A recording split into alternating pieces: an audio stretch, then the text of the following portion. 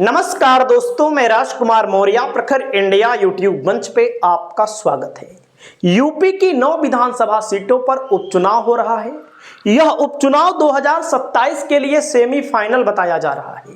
बहुत सारे बड़े बड़े पत्रकार ये कह रहे हैं जो 9 विधानसभा सीटों में सबसे ज्यादा सीट जीतेगा वो 2027 का विधानसभा चुनाव आसानी से जीत जाएगा। लेकिन मैं व्यक्तिगत तौर पर इन सब बातों को नहीं मानता, क्योंकि ऐसी तमाम परिस्थितियां आई हैं जब लोग उपचुनाव तो जीत जाते हैं लेकिन मुख्य चुनाव नहीं जीत पाते, मुख्य चुनाव तो जीत जाते हैं, उपचुनाव नहीं जीत पाते। इन 9 विधानसभा सीटों में से ऐसा बताया जा रहा है कि भारतीय जनता पार्टी अगर 6 सीटों को नहीं जीत पाती, 9 में से 6 अगर नहीं जीतती, अगर वो 9 में से 5 भी जीतती है तब भी उसकी हार मानी जाएगी। और यह भी बताया जा रहा है कि कुछ लोग ये भी कहते हैं, तमाम पॉलिटिकल एनालिसिस करने वाले लोग, अगर बीजेपी बुरा प्रदर्शन करती है तो योगी जी को हटा भी दिया जाएगा। इन सब बातों में कितना दम है आने वाले वक्त में पता लगेगा। वहीं बीजेपी ने चुनाव जीतने के लिए कौन सा नारा दिया है? कटेंगे तो बटेंगे तो कटेंगे। और कुछ लोग तो यहां तक कि कह रहे हैं हरियाणा में जो चुनाव बीजेपी ने जीता योगी जी के इस नारे के साथ जीता। लेकिन योगी जी के वर्तमान विधानसभा के प्रत्याशी हैं कुंदरकी, जहां पर लगभग 65% मुस्लिम आबादी है, जहां पर बीजेपी को जीतना मुश्किल ही नहीं नामुमकिन सा लगता है।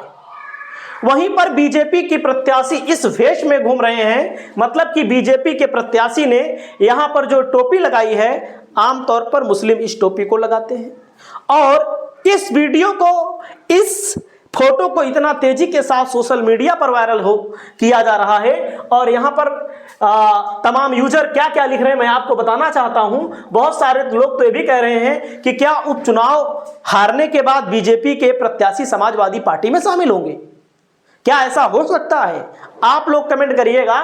यहां पर दिनेश पटेल जी लिखते हैं, ए मुरादाबाद की कुंदरकी विधानसभा सीट पर भाजपा प्रत्याशी रामवीर सिंह ठाकुर है। मतलब कुंदरकी में कोई बटेगा कटेगा नहीं।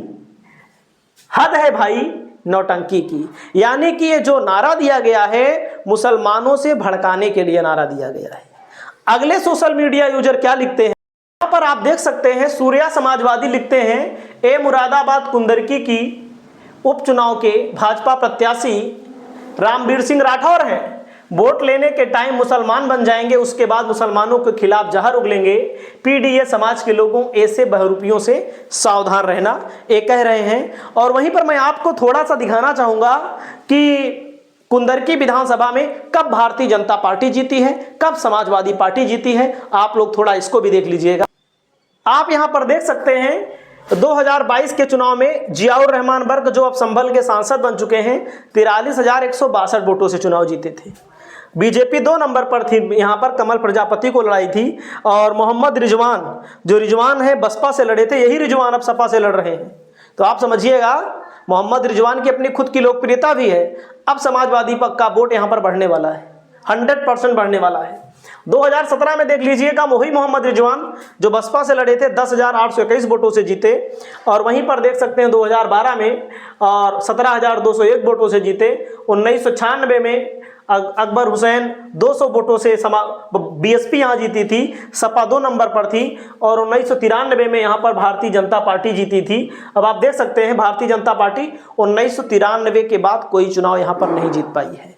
आपको क्या लगता है, क्या ये जो प्रत्याशी हैं भाजपा के आने वाले समय के लिए सपा में जाने के तो संकेत नहीं दे रहे हैं? क्योंकि यहाँ पर चुनाव जीतना बीजेपी के लिए हमको जो लगता है बहुत मुश्किल है।